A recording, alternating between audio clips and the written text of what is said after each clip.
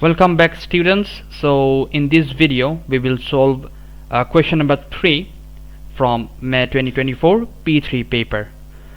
So question number 3, it's basically from logarithms and exponentials. So let's get started with the first question, part 1. Okay, so in part 1 of question 3, what they have said, the variables x and y are connected by the equation y equals to 10 to the power 6 over x cube. The domain of x is given, that's fine. So the question is, sketch the graph of log 10y, base 10y, okay, against log 10x. We need to do a sketch of log 10y against log 10x. So seeing the equation, like you might get confused, like how did they got log base 10y there against log base 10x there? This is basically just conversion. This is basically a concept from chapter number 4 of your P3 book. Chapter number 4, okay, chapter number 5, not 4, yeah, chapter number 5 of your P3 book, from exponentials and logarithms. So this is basically transforming exponentials to logarithms, that process. Okay, so for part 1 we need to sketch. Okay, so for part 1, what's the equation given there? The equation is y equals to 10 to the power 6 times x inverse 3. I just take out the powers. Okay, now we need to take log 10, base 10 on both sides. So log 10y, simple, we got log 10y equals to what? Why we are taking log 10 base 10? Because the question wanted log 10, that's why. Okay, simple. So if you take on the right side, what you will get, log 10 base 10 to the power 6 x inverse 3. That's it. Okay, so on the left hand side we have log 10y, and on the right hand side, look, within the bracket there are two terms in multiplication. So what we can do, we can use the laws of logarithms. That means we can write log 10 to the power 6 plus what? Log 10 x inverse 3. Okay, then what we can do, log 10y equals, it's what?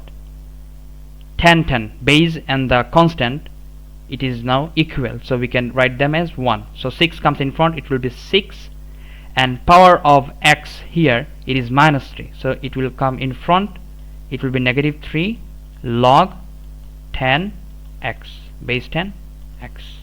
This is the equation we got exactly. Now compare. We need to take what on which axis? We need to take what? Log 10y on the y-axis. So we will take x-axis, y-axis, and the x-axis there.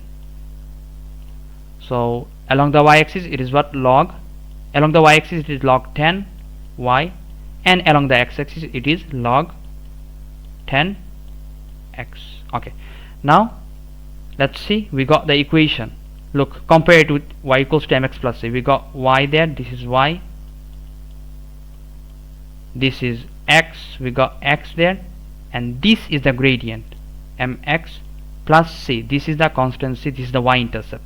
Okay, so that means this straight line will intersect the y-axis at 6, and it will have a negative gradient. That means it will be a decreasing line.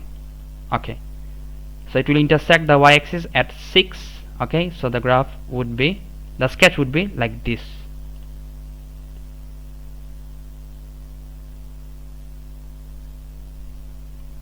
Okay, did they give any domain for x there? X should be greater than 0, so we don't need the negative x-axis. So start from there,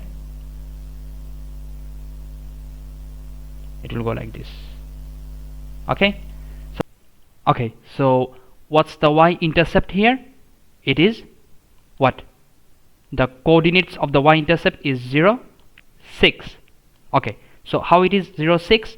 We know that when a straight line or a curve intersects the y-axis, the value of x is 0. So that means here, to get the y-intercept, we will just consider log 10x, because we know that on the x-axis we have taken log 10x.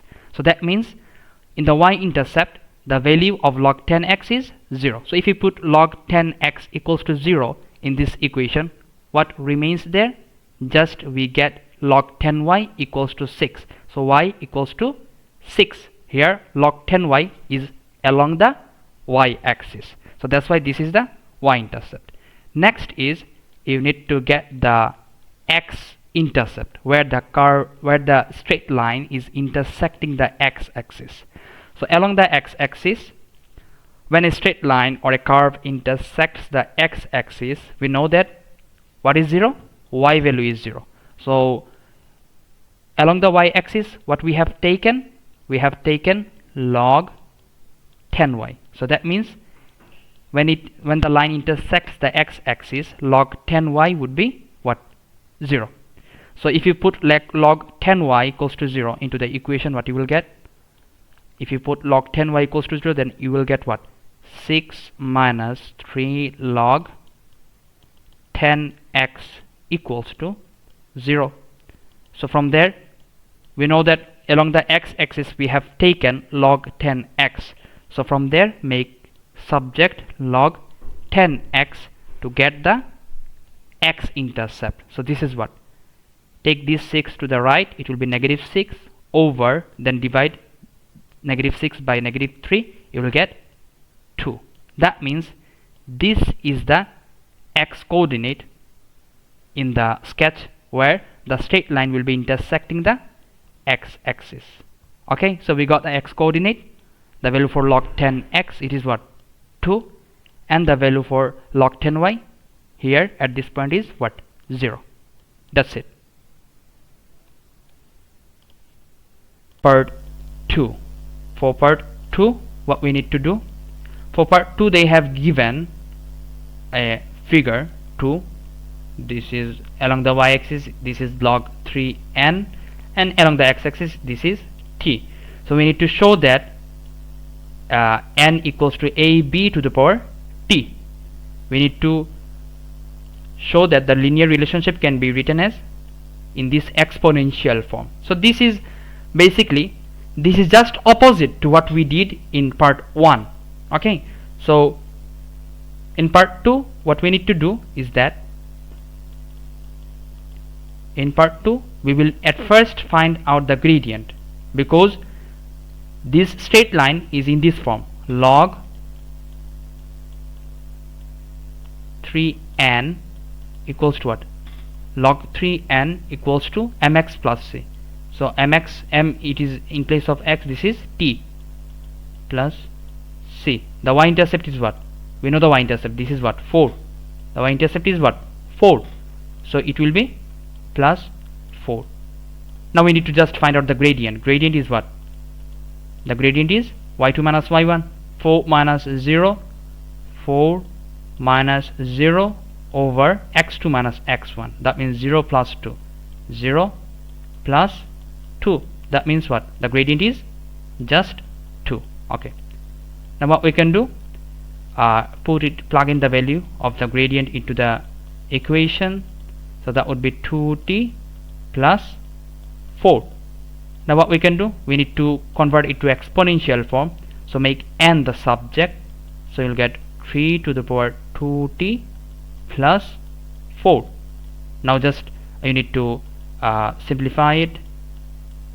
So we can write 3 to the power 2t as 3 to the power which form they wanted? a b to the power t. Okay, so 3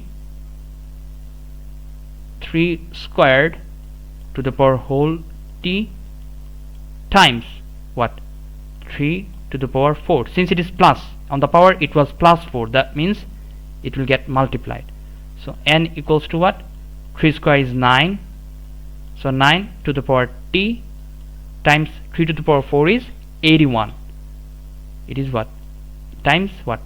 81. So we can write n equals to 81 times 9 to the power t. That's exactly the format they wanted, isn't it? Okay, so 81 times 9 to the power t. So we got the value of a.